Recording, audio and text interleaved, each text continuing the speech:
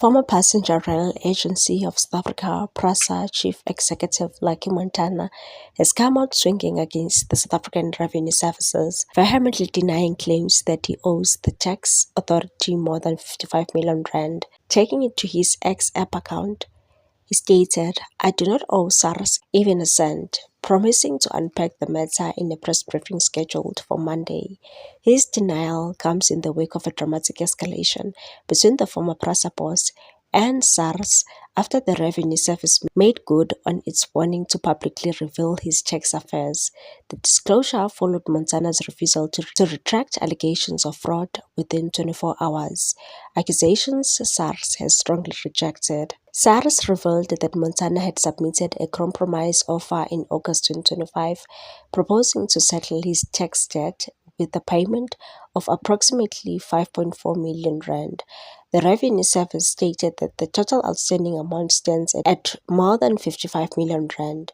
On August 8, Mr. Montana submitted a compromise offer to SARS offering the sum of approximately 5.4 million rand to satisfy the total tax debt outstanding.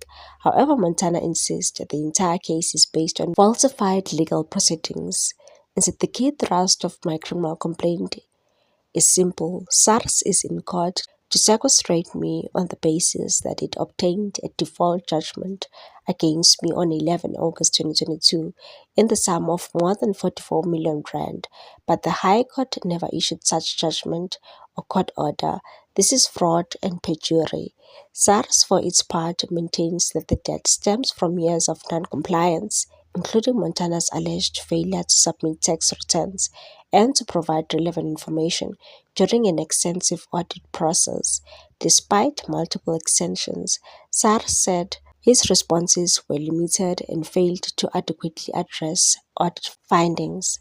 The tax agency also clarified that under the Tax Administration Act, a compromise offer can only be considered if the taxpayer accepts that the debt is valid and payable, a condition seemingly at odds with Montana's public denials. As tensions escalate between the two parties, all eyes now turn to Montana's promised press conference, where he is expected to lay out his version of events and challenge SARS claims head on. What's your take on this one, people? Thanks for watching. Please subscribe for more news.